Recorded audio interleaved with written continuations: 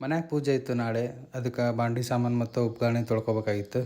ಓಷ್ಟು ಮ್ಯಾಲಿದ್ದು ತಕ್ಕೊಂಡು ಒಂದು ಕಡೆ ಇಟ್ಕೊಂಡು ಆಮೇಲೆ ಬಾಂಡೆ ಸಾಮಾನು ಉಪ್ಗಾಣಿ ಎರಡೂ ತೊಳೆದು ನೀರು ಇಳಿಯೋಕೆ ಹಾಕಬೇಕಿತ್ತು.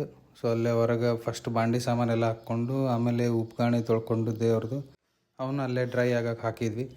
ಸೊ ಹಲೋ ರಣಬಿನರ್ ಮಂದಿ, ಇದು day 123 of 365 days mini vlog challenge.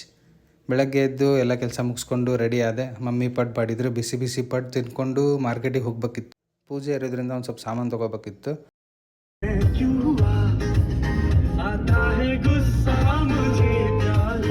ಮಾರ್ಕೆಟ್ನ ಕೆಲಸ ಮುಗಿಸ್ಕೊಂಡು ರೋಹಿತ್ ಅಣ್ಣ ಕಾಲ್ ಮಾಡ್ದೆ, ಬಾ ಪೆಟ್ರೋಲ್ ಹಾಕ್ಸ್ಕೊಂಬರೋಣ ಅಂತಂದು. ಜಿಯೋ ಪೆಟ್ರೋಲ್ ಬಂಕಿಗೆ ಹೋದ್ವಿ. ಅಲ್ಲಿ 1 ಲೀಟ್ರಿಗೆ 110.11 ರೂಪೀಸ್ ಇತ್ತು. ಆಲ್ಮೋಸ್ಟ್ 30 ಲೀಟರ್ಸ್ ಹಿಡಿತು. ಅದನ್ನು ಮುಗಿಸ್ಕೊಂಡು ಮನೆಗೆ ಬಂದೆ. ಅಷ್ಟೊತ್ತಿಗೆ ಅಡುಗೆ ಭಟ್ರು ಬಂದಿದ್ರು. ಬಾಂಡೆ ಸಾಮಾನು ಮತ್ತು ಕಿರಾಣಿ ಎಲ್ಲ ನೋಡ್ಕೊಂಡು ಹೋದ್ರು. ಆಮೇಲೆ ಬಾಂಡೆ ಎಲ್ಲ ಒಳಗಿಟ್ಟು ಅಲ್ಲಿಂದ ಮತ್ತೆ ಚಹಾ ಕುಡೋದು ಸಾಯಂಕಾಲ. ಫ್ರೆಶ್ ಅಪ್ ಆಗಿ ಮತ್ತು ಆ್ಯಸ್ ಯೂಶ್ವಲ್ ಹೊರಗೆ ಹೋದೆ. ಮಾರ್ಕೆಟ್ನಾಗ ಇನ್ನೊಂದು ಸ್ವಲ್ಪ ಸಾಮಾನು ತೊಗೋಬೇಕಾಗಿತ್ತು.